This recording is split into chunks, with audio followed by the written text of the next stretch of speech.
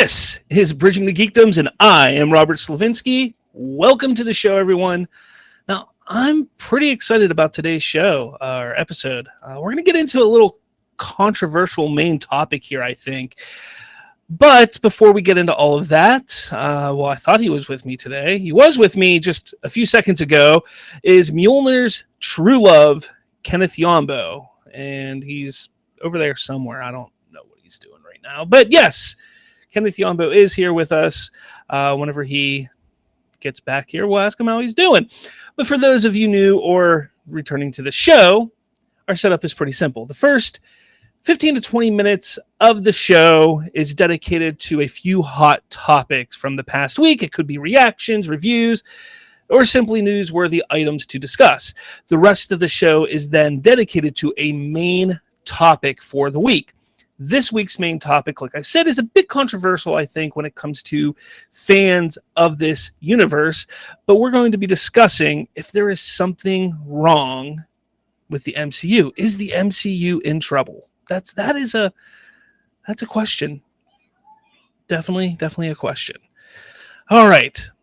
Now, if you are watching live, which we encourage everyone to do, of course, make sure you comment. Feel free to comment in the live chat on the topics that we are discussing to get the conversation moving. But with all of that done and out of the way now, let's get into our hot topics here. And actually, before we do that, we're going to get some quick hits in. The first thing I kind of want to talk about here is the Clerks 3 trailer that actually just dropped last week, or like a week and a half ago, not even a week and a half ago yet.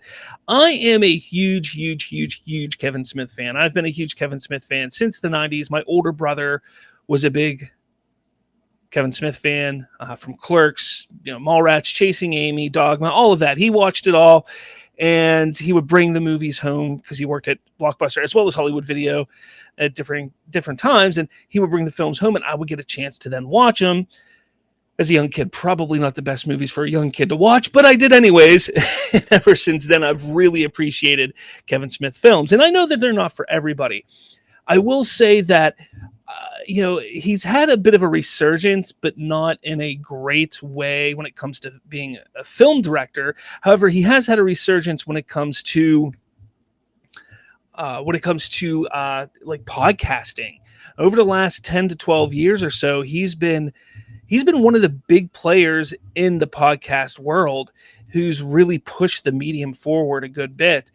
And he doesn't get the respect that he should in that regard, because I think, people talk about Joe Rogan all the time, but he really, if you take a look at what Kevin Smith did with Smodcast and, Hollywood Babylon, and then Fat Man on Batman, which then became Fat Man Beyond, and everything like that, he's done some great things. So he's done an amazing job with being a podcaster, but his first love is film, and obviously every once in a while he'll go back to that well and jump back into doing a film. His last few haven't been great. I was not a fan of Jay and Silent Bob reboot, but I will say one of my favorite films of Kevin Smith was Clerks 2. Absolutely loved Clerks 2, so I'm really looking forward to Clerks 3 right now. And the trailer was a trailer. It wasn't anything spectacular. It did feel more Jay and Silent Bob reboot than Clerks 2, but I'm going to give him the benefit of the doubt because this is his baby. Clerks is what started his career, and with Dante and Randall and all that. So I'm going to give him the benefit of the doubt. I am looking forward to seeing this film, and hopefully, because the way he releases films now is so ridiculous and weird, where it's only for like fandom events. It's not in theaters for 4, 6, 8 weeks or anything like that. They put it in theaters for 2 or 3 days, and that's it. So hopefully a theater near me will be playing it. Otherwise, I'm going to have to wait a bit longer to see it than everybody else. But it is supposed to come out, I believe, this September is what it is, I think. But I'm looking forward to it. But let me know down in the comments what you think. If you're looking forward to Clerks 3, I definitely want to hear your thoughts on all of that. The next thing I want to talk about is, well, I don't necessarily want to talk about it, but the Munsters. The Munsters came out, or Rob Zombie's doing a Munsters film. Now, growing up in the 90s, I was a victim of Nick at Night. I loved watching all of those old shows. I Dream of Jeannie, Bewitched, and the I Love Lucy, and the Munsters was part of that as well. And the Munsters may have been my favorite of the Nick at Night shows when I was younger. That and Happy Days, I have to say, were my two favorites when I was a kid in the 90s. And I loved watching those reruns. So I have a special place for the Munsters in my heart. When I heard Rob Zombie was making this movie, I wasn't all that excited. The big thing is with Rob Zombie, you can either take his movies for what they are and just the ridiculous and over the top, just ridiculousness, really. Or you can kind of sit there and just say, you know what, it's not for me. Most of his films are not for me. The only film that I've ever actually truly, truly liked of Rob Zombie's was that first Halloween film that he made. Everything else has just been, not really for me. So I wasn't really looking forward to this. But then we got a teaser a few weeks back, and I didn't hate the teaser. The teaser was a teaser. It is what it was. But it felt more slapstick than what I was hoping it would be. But then we got the trailer today. Or yesterday. Yesterday we got the trailer. Or was it today? I don't remember. Yesterday we got the trailer. What a steaming pile of shit this movie looks like it's going to be. It is going, I believe, directly to Peacock. It isn't even going to be a theatrical release. It's a direct to Peacock film. It looks like he probably spent like $50 on making it. The camera angles, the everything, the photography, nothing looks good about this. And it's a real shame. I don't really understand what he's going for here because it didn't feel like the Munsters. At least in this trailer, it didn't feel like the Munsters. Am I going to check it out? Most likely, because again, I am a huge fan of the Munsters. I loved watching them as a kid. But I have very, very little hope and expectation for this. I can't imagine it being any good at all. I don't see it being any good. But let me know your thoughts. What do you think of the Munsters trailer? I don't know. I can't. Man, I tell you. Sometimes I just don't know. Why do they do this kind of stuff? Like that just doesn't. What is going on here? Man. All right. I don't know what's going on. I got stuff popping up here.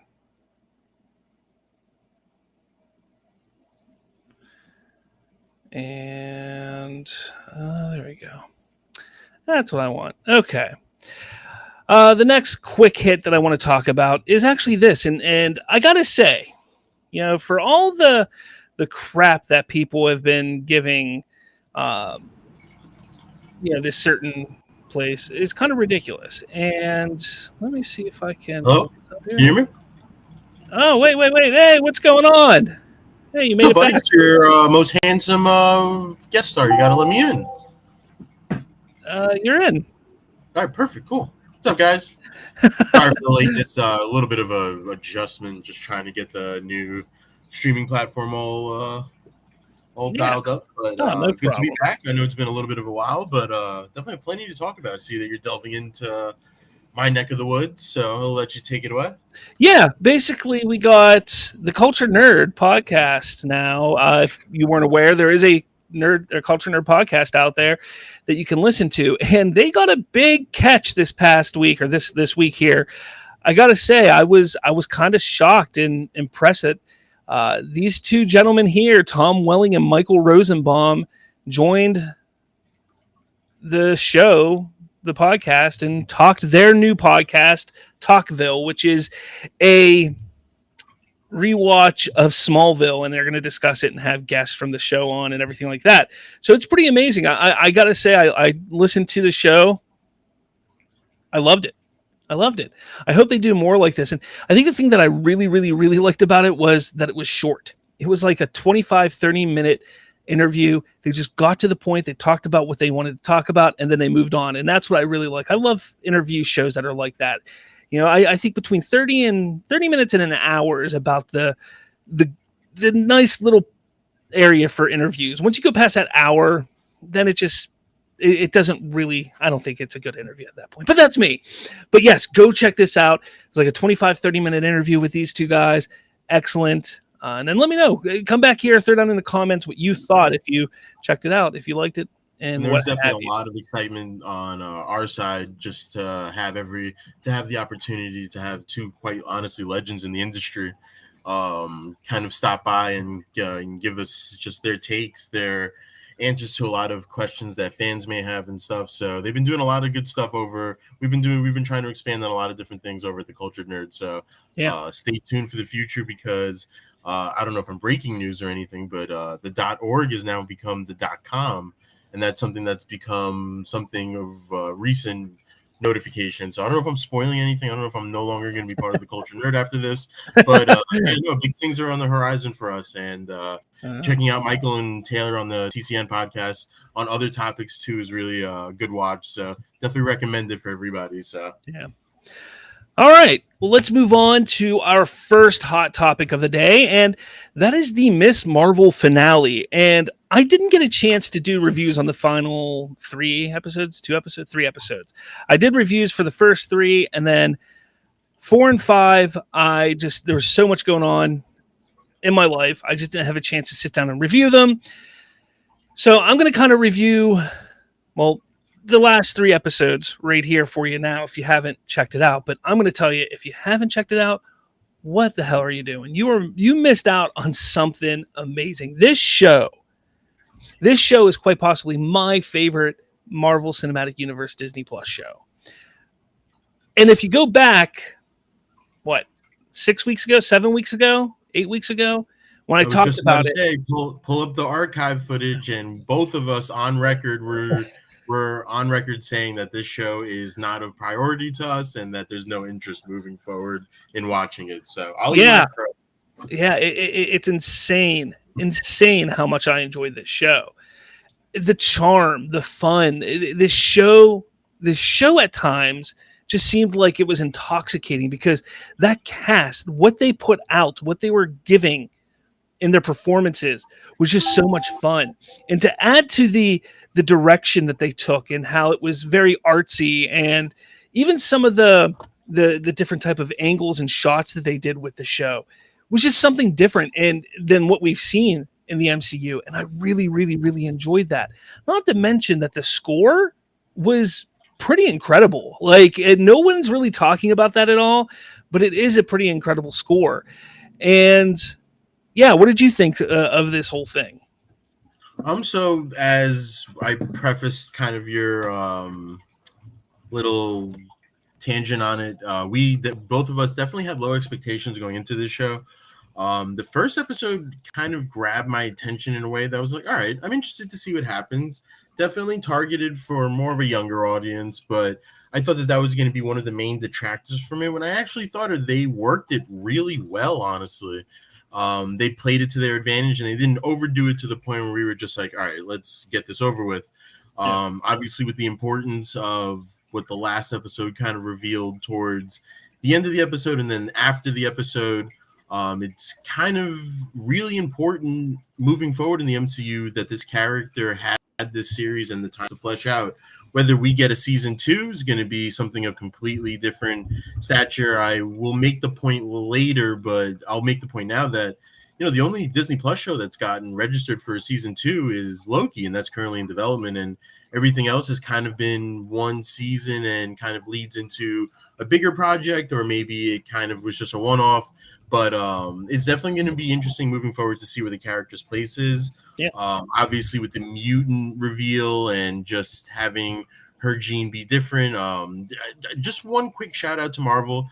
I know that we're about to delve into their demise a little bit later, but the fact that they're using the X-Men cartoon theme is honestly just one of the best decisions that Marvel can make moving forward. And, it's an obvious hint. Whether that means that Kamala is the first mutant, or just a collection, or just one of among many other mutants that have started to pop up, will remain to be seen. But with the way that it introduced it, I think it definitely confirms, for me at least, that they are taking the long approach to the X-Men, and that they will just be naturally popping up in spots that are deemed appropriate. And I can't wait to see it. I think that, with the absence of a confirmed Avengers movie on the slate, that I feel like the next big event film probably will be an X-Men movie or a Fantastic Four movie. But I guess we're just going to have to see moving forward. Obviously, we have a lot to discuss concerning Marvel's current standing and future standing. So I'll save those nuggets for our latter conversation. Yeah. Well, I mean, like I said, I do want to touch on the final 3 episodes. And before we get into the little bit here with the big reveal, those last 3 episodes, especially 3 and 4, they were not the best of the series. However, it was the cast. It was the way that they portrayed the show moving forward, that even though those episodes weren't the best, it didn't bog it down. It didn't make it where it was just like, I don't want to watch this. No, I was still interested to see what was going to happen the next week. So I give a lot of credit to them, especially with this stupid ass idea of doing only 6 episodes. I don't understand why they are doing just 6 episodes. Like, do more, do 8 episodes, do 10 episodes, but 6 just seems so rushed. And especially when you do something like this, it makes no sense to me. So yeah, I mean, from my standpoint, those 2 episodes were great. 4 and 5 were great. They were fun. But I think what really stood out was this final episode. And while, again, the 6 episode idea really hit again here, because there's some characters like the popular girl Zoe, who all of a sudden shows up and helps the crew, is just kind of like, really, that's how it's gonna happen? That's like, there's no backstory behind why she's willing to help out or anything. So that gets probably a storyline that got cut because they had to make it 6 episodes. But it was a really, really fun episode. It was really fun on how they were able to wrap this up in this 6th episode here. I said episodes way too many times, but it's really interesting. I think they did a good job for what they had to do. But getting back to the reveal that she has a mutation, or her genes are mutated. Now, I want to ask you this. Do you, I mean, obviously, because they played the little in the background, it's pointing to her being a mutant. But do you think that writes out Inhumans completely from the MCU? Because yes, we saw Black Bolt in Doctor Strange, which he's an Inhuman, but they never said he was an Inhuman. They did mention the Terrigen Mist, but they didn't mention he's an Inhuman. So do you think they're like, okay, they're pushing Miss Marvel as a mutant and not even going to touch the Inhuman side? Oh. Yeah, well, I definitely think that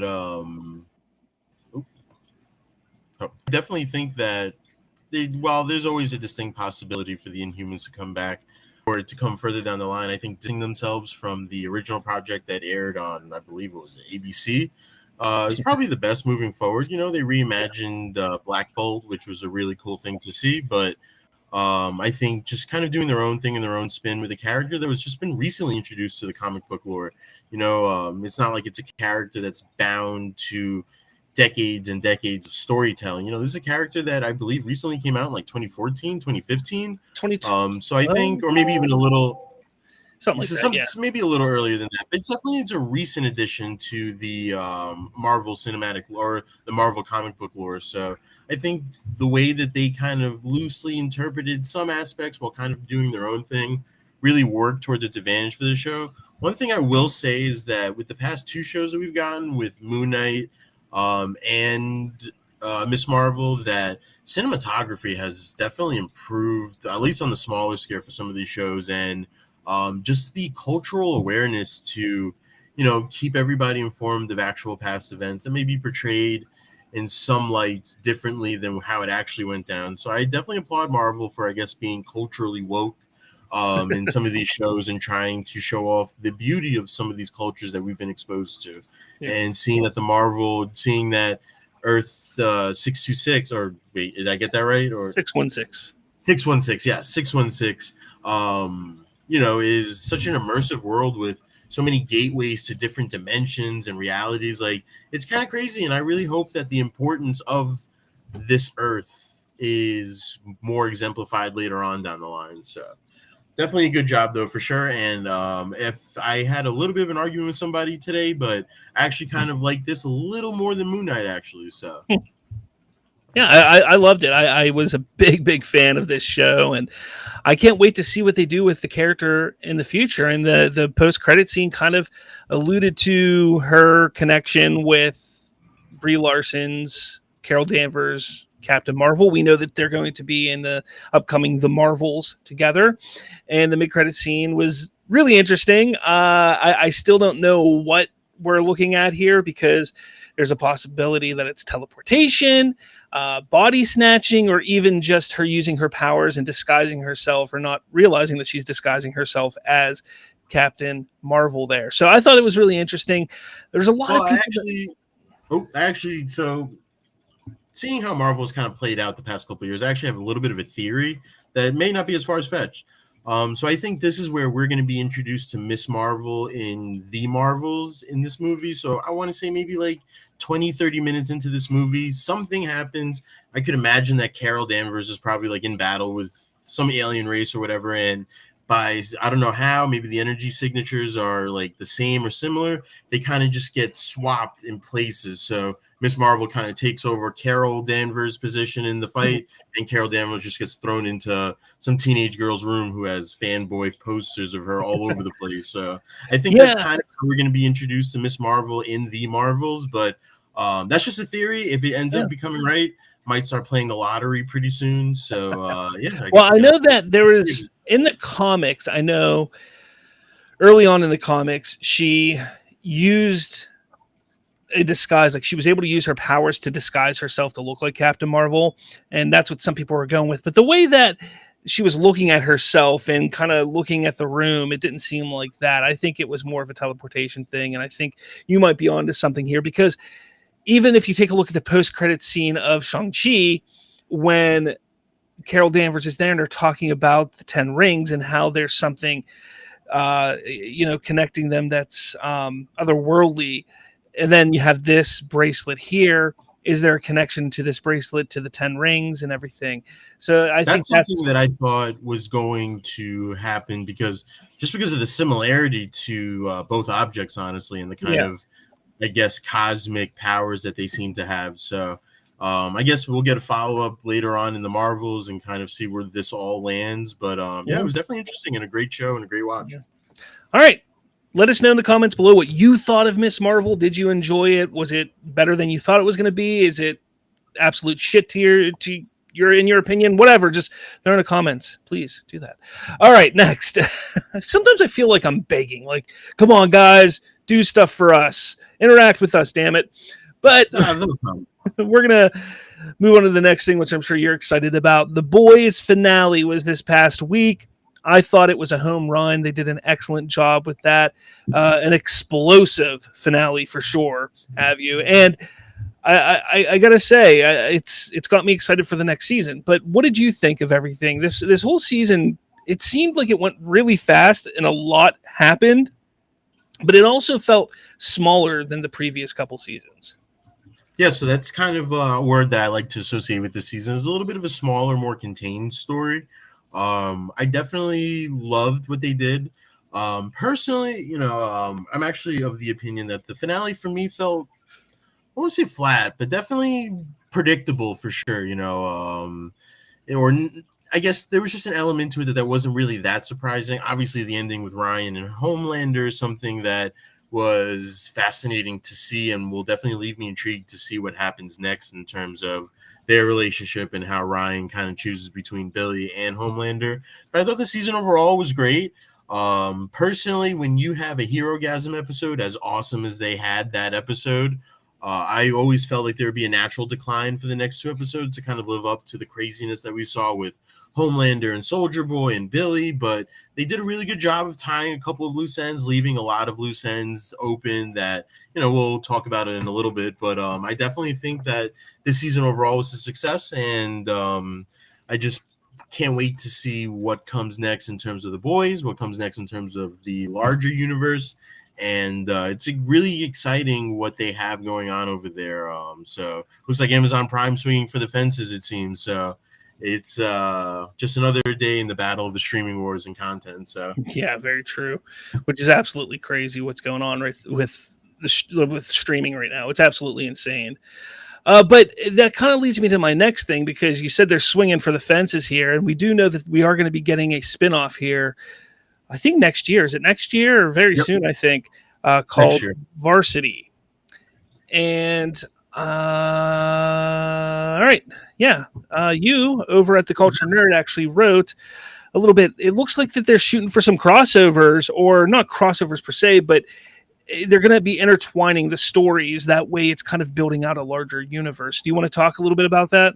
Yeah. So the showrunner of The Boys, Eric Kripke, was recently interviewed, and he kind of gave a little bit of inkling that this universe will start to become a whole lot more cohesive, a la like what we see with the Marvel Cinematic Universe, where we're going to see familiar faces pop up. So obviously Diabolical is kind of its own thing, but the Kripke has confirmed that the last episode was canon to The Boys and everything, and kind of is important in terms of explaining Noir's and Homelander's relationship. But I love the idea that this new college-based show is going to have familiar faces pop up, and I don't believe anybody's off limits for that matter. I think Homelander could easily show up and give a graduation speech to a graduating class or something of that nature. I think that's what's going to make these crossovers fun and unique. The cast, from what I hear, pretty much enjoys doing this and shaping this universe with everybody. So I definitely could see a lot of crossovers happening, and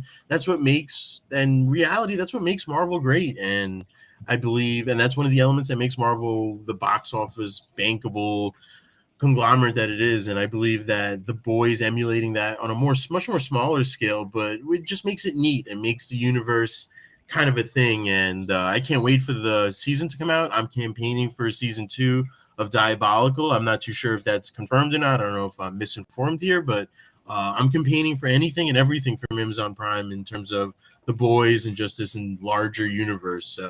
Can't wait. Yeah, I'm looking forward to it. Again, I'm not as invested in the lore as you are, but at this point, anything that's attached to The Boys, I'm going to watch and be excited to see it, because I think it's all been amazing so far. So, yeah, let us know what you've thought of The Boys finale, Boys season 3 as a whole. It had some wild moments. I mean, the first 10 minutes of the first episode, then you had Hero-gasm. There's been some crazy things in this season, but let us know in the comments what you thought of everything with Boys season 3 and what your expectations are for season 4 and Varsity, and how all these connections in this universe is going to get built. I'd love to hear your thoughts, everyone. So let us know in the comments. All right.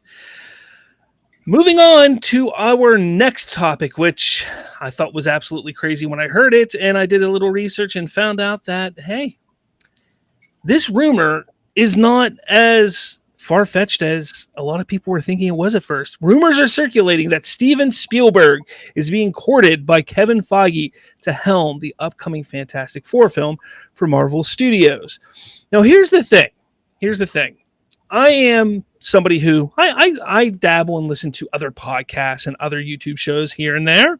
So it's not far-fetched to say that I have listened to John Campia's show in the past. And every once in a while, I'm a big Robert Meyer Burnett fan. So the big reason why I will watch his show from time to time is I like to hear Robert's thoughts on things. And it was about a week ago, maybe 2 weeks ago, where on the John Campia show, the subject got brought up about Fantastic Four and who they thought would direct it. And I don't know who it was on the show, but somebody brought up the idea of Steven Spielberg. I think it may have been even John Campia that brought it up. So when I heard this rumor, I'm like, okay, somebody just listened to his show and they're spouting it out as, hey, it's a rumor, it might happen. But then I started seeing other scoopers starting to talk about this. That's not to say that it's true, but I'm also going to say it's not true, if you know what I mean. There's been no confirmation or denying it, but I got to say, I think this makes sense. I think this would be a great idea for Marvel and Kevin Feige and even Spielberg himself to do something like this. And the reason why I say that, the big reason why I say that is because look at what Sam Raimi did with Doctor Strange. It was a fantastic film. I loved Doctor Strange. Yeah, it wasn't as good as I was hoping it would be, but so here we go with the possibility of getting somebody that's even bigger than Raimi and Steven Spielberg, which would be fantastic. Would be amazing. I would love it. Steven Spielberg is also, he's late in the game. He's been directing since the 70s. He's at this point where what's something new that he hasn't done? He hasn't done a true superhero film yet. So why not allow Spielberg to be the man to introduce Marvel's first family, the Fantastic Four? I think it would be phenomenal if this plan happened to come to fruition. I think it'd be great. But what do you think, Ken? What are your thoughts on it?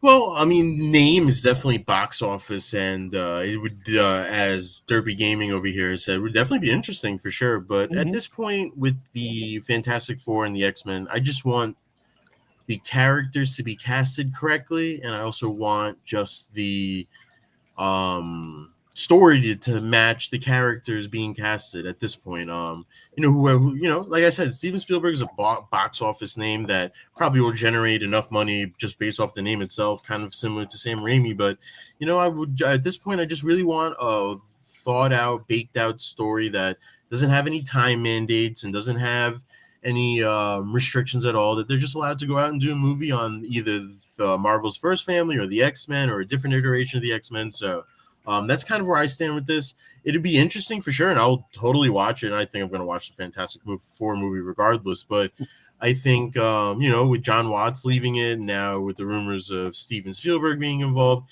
you never really know what's true, what's being floated out there, who's floating it, who's floating what out there for whatever reason. But it'd be interesting for sure. But I'm of the mindset that I just want a good Fantastic Four movie that connects to the larger Marvel universe and just kind of introduces mayhem with Doctor Doom. So that's my real hope in this whole time, in this whole kind of realm of this topic. So yeah. Over under that, they announced the director of Fantastic Four at Comic-Con next week. Over 50%. The director and a release date.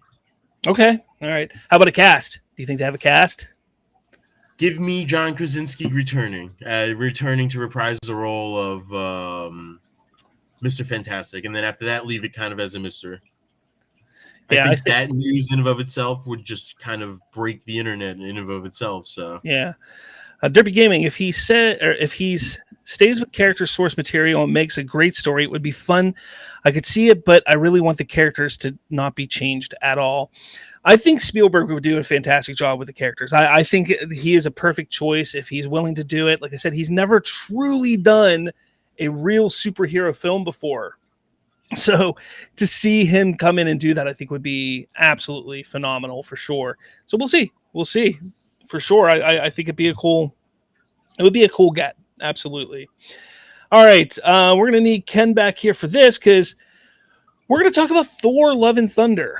Thor, Love, and Thunder, and Mjolnir is your Mjolnir's first true love, or its true love. But go ahead. What were your thoughts on Thor, Love, and Thunder? I know it just came out. I know that it's made in the first week. It made over $300 million globally, which is spot on for something like that. But the reactions of everybody else haven't been great. Now we're hearing there was a mandated comments have been questionable. Just a whole bunch of stuff has been going on that has been a real deterrent of this movie. But out of the both of us, I'm the only one that's watched it, so I will be leading this kind of conversation. Robert has kind of opened the door for me to kind of just openly talk about it. So what I thought was very kind of what I felt after Doctor Strange, and felt a little excuse me, disappointed in a way. To tell you the truth, I actually nodded off for about 10 minutes of it. It was towards the middle of it, but but not for nothing, it definitely tried to emulate certain themes from Ragnarok, and I believe that while the story was lacking severely compared to Ragnarok, the cinematography in this movie is beautiful. When they're in the Shadow Realm and you see Thor kind of battling Gore and stuff, that's kind of one of the better shot fights that I've seen. But just overall, I just felt kind of the same thing with Doctor Strange. A little disappointed. Watiti's, if I'm saying his name wrong, I completely apologize. But it was a fun, as Derby Gaming has said here, it was a middle of the pack movie for me. I wasn't expecting a game-changing movie, but there's a reason why Ragnarok sits at 93% Rotten Tomatoes, while Love and Thunder's kind of hovered over the 60-70% mark. The humor hit in some places for me and kind of felt flat and childish, and others really fell out of place with some of the storylines that were going on. I thought Valkyrie kind of got a backseat kind of to it. I kind of fall in line with a lot of people when they say I really wish we got a lot more gore.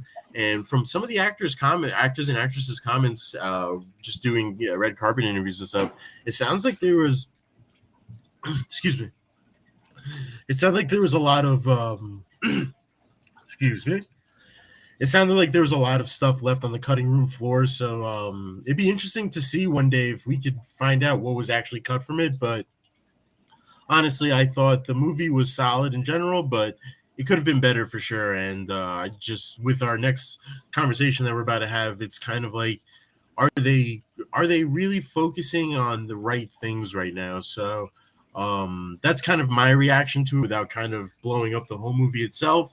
I enjoyed it, but it was definitely a little lackluster compared to what's come before it. And I'm kind of with you, and I fall in line that this comedic turn for Thor has definitely reached its stretch.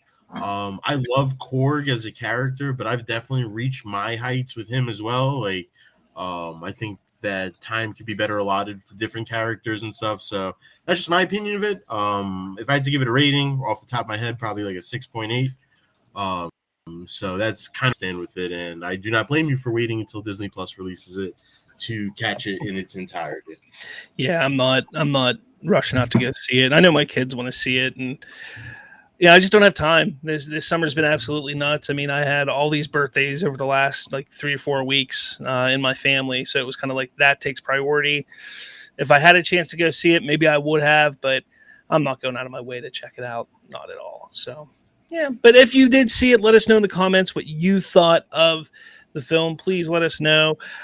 Derpy Gaming here. He's been talking to me through the chat. He talked about how he liked it. He liked Love and Thunder better than Ragnarok. He was disappointed in Doctor Strange and Multiverse of Madness as well. He goes on with Ragnarok. I thought it sucked because it's an apocalypse story, and they made the whole thing a joke. They forced Planet Hulk and used Surtur terribly. And I can't disagree. I wasn't a big fan of Ragnarok either. I didn't hate it as much as some people do, but it's definitely one of my lower level Marvel films in my opinion. But yeah, what can you do? Not much that you can do at this point. All right. We're going to get into our main topic here for the last 20 minutes or so, with everything else ran a little over. But I do want to throw out, for those of you who don't know, we do a show every week. And I actually have the next 2 weeks shows lined up. Can you believe it? I'm pre-planning here. All right. We're getting things planned out a little bit. So next week, we're going to do a show about San Diego Comic-Con and what to expect and what we're hoping to see at San Diego Comic-Con. This is the biggest Comic-Con that we've had in a few years, so this is going to be quite exciting. So make sure you don't miss our show next week when we talk about that. The following week, I think, is going to be a fun one. The following week, the worst comic book film to figure out what the five worst comic book films of all time are. I think okay, so you caught me off guard with that reveal. So that's I will start getting my list ready, and I'll start binging every single one. So yeah, that's gonna can't be wait fun. on that one. That's definitely gonna be fun. All right, main topic. Is there something wrong with the MCU? Now, the last couple of weeks, I've actually been talking about the MCU quite a bit the last few weeks, because things have been coming up in regards to Marvel. And we had the whole thing that came out on Reddit with the VFX artist. We have what's going on with Thor, Love and Thunder, and how the fan base has become divided from it. We have people talking about how the Disney Plus shows have been disappointing. What is going on right now? Because that first 10, 11 years of the MCU, you would be hard pressed to find people truly criticizing. I was somebody who criticized some of the films in that first saga, and I would get yelled at constantly. Like, you don't know what good cinema is, and it's like, no, I'm just looking at it from, a film fan. This didn't work for me. This didn't. But it seems like people are now starting to come around, and I think, is it that the fatigue is setting in? Is it that people are sick of Marvel films? Is it just too much? What do you think is going on right now, Ken? I think it seems like a shift in focus that Marvel has kind of adapted, unfortunately, during the COVID pandemic, it seems, of quantity over quality right now. And, the best movie that they've come out with post Endgame, I believe, is No Way Home. And I find it hard to believe anybody would kind of argue that. I mean, maybe Shang-Chi's up there, but I just felt like No Way Home, the stakes and everything was there. But I think it's a combination of fatigue. I think it's a little bit of kind of they're pulling a little bit of they're kind of taking a page out of their dear old friends over at Warner Bros. And mandating run times and cutting stuff out that seems really awesome. But I just don't know, honestly. I think the MCU as it stands obviously has its interest, but I will obviously continue to watch these movies and continue to watch these projects, but at some point they are going to have to acknowledge that this year has been a mixed bag for sure. I think that their reaction to the Eternals runtime and just the way Eternals was structured is detrimental to kind of the artistic freedom that they're going to allow over the next couple of years. But I will continue to have faith in the MCU just because they have proven us wrong before. But, they're in uncharted territory. A lot of their main characters are in different places in this universe, or it's either dead or just flat out in different, I guess, post-combat times. So it's going to be interesting to see what they're building. I think that's kind of part of the reason why we're reacting this way, is that we don't know what they're building towards right now. But I do believe Comic-Con will definitely give us a little bit of some clarity moving forward. I don't think it's any coincidence that Miss Marvel ended now and that Comic-Con is next week. So I think that there's definitely going to be a couple of large surprises. And that's kind of where I kind of wanted to open my argument with. But I'm interested to hear where you kind of stand with things. All right, so we've got an issue with Marvel right now. Now, Derpy Gaming here says, honestly, I think the writing has gotten lazy and the effort of making the projects just to get a cash grab at this point. Marvel died in 2019 in Endgame, so yeah. I don't completely disagree with what you're saying there, Derpy, because, and I did a little episode about this on the YouTube channel, and I dove into it quite a bit. In 2019, Kevin Feige was promoted to Chief Creative Officer of all things Marvel. From television to movies to comics to toys to anything that has to do with Marvel, he is the Chief Creative Officer. Prior to 2019, all he did was oversee the films. All he was a producer for Marvel Studios. That's all he did. He had time to sit there, to work with these filmmakers, with these directors and writers, to flesh out a story, a saga, a franchise. Since 2019, since his promotion, we're seeing that the level that we've all come to expect with Marvel Studio films has dropped significantly. The quality has dropped significantly. Yeah, people will sit there and scream about how great WandaVision is. And honestly, that might be technically the last really good or decent. It didn't land for me, but I know it landed for a lot of other people. So I can't really say WandaVision is an example of this. But that may be the last big one that really came out, because that was planned pre-2019 or during that time. But since then, everything else has been, all right. Miss Marvel the exception right now, which it's nice to have an exception of the role, but Shang-Chi and Miss Marvel, I think, are the two best things that have come out of this Phase 4 since Endgame came out. You can come at me about Spider-Man No Way Home. I loved that movie, but let's face it, the excitement of that film comes from the nostalgia, from the other two Spider-Man showing up, and what we all perceived was the ramifications that were going to come from that for the multiverse starting. So you can come at me. I think it was a good movie, but it's not Shang-Chi or Miss Marvel level in my opinion. But the rest of the stuff was really just not great. And is it because Kevin Feige is not able to be involved as much? And here's something that we have to consider as well. After Doctor Strange came out, he was discussing about how much he enjoyed working with Sam Raimi and that he didn't have to be on set the entire time while Raimi was filming. That he could trust him. He trusted him and was able to allow him to do what he needed to do. Has he been doing that with these other shows? And is he realizing I can't do that because of the reception that we're getting? So I think that has a big part to do with it. Then, we got the special effects thing going on right now, where the VFX companies are coming and saying Marvel Studios is the worst studio to work for. Well, Kevin Feige has been dubbed a super producer in Hollywood, and everybody who says they've worked with him has stated they love working for him. But why all of a sudden now is he allowing this to happen at his studio? Why is it the place that VFX companies do not want to work? Why is he allowing that to happen?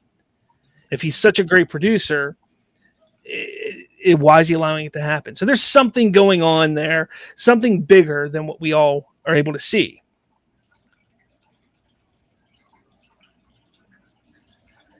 And Derpy goes, there's the problem then, and it's definitely had impact. And you're right. I think this has all had an impact. And if you take a look at it, it stems from 2019, and things have just gone downhill from there.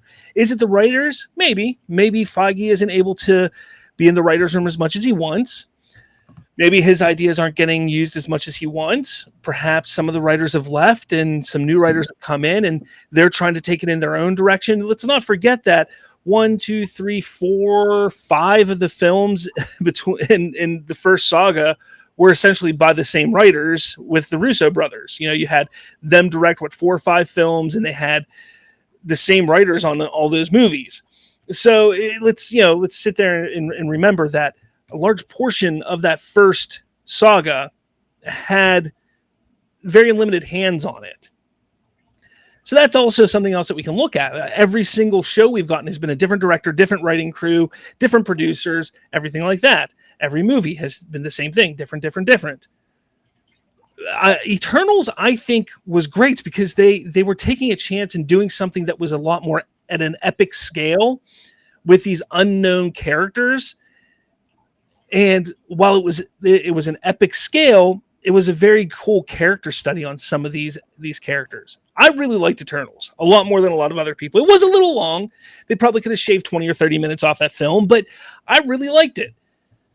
But they swung for the fences and it didn't land with people. But that's me. That's what I think is going on. I think that's kind of the biggest. I think the point about the directors is something that I brought up, you brought up in past conversations, and it kind of lends credence to what we're hearing about Fantastic Four. He just doesn't want to have the hands-on approach.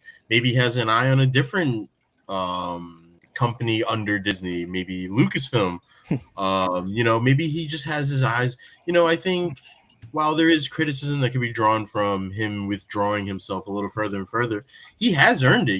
He has put in his time and efforts even before the Marvel Cinematic Universe became a thing. And if he feels like the universe is self-sustaining enough that the directors and producers can carry on the kind of connective tissue on their own, I think that's something that works towards his advantage. I think by now people know what they're trying to do in terms of how each movie is connected to one another.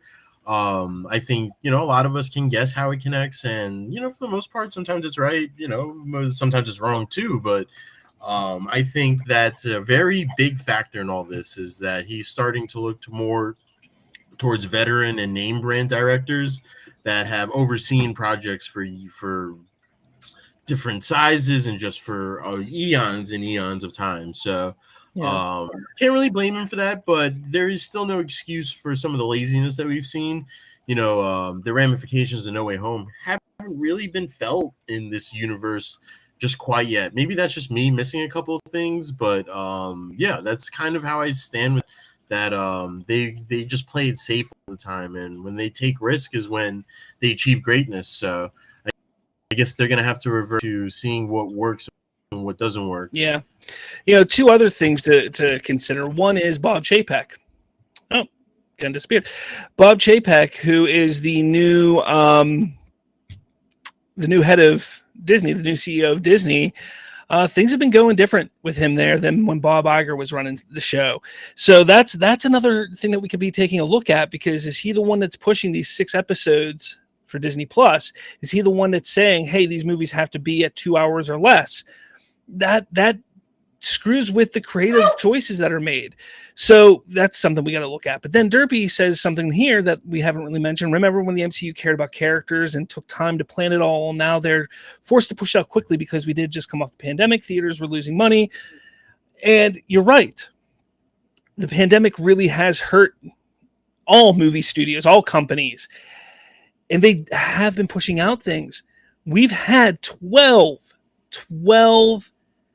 projects released, or 13 now. I think it's 13 now. 13 projects released in 19 months. In 19 months, 13 projects released.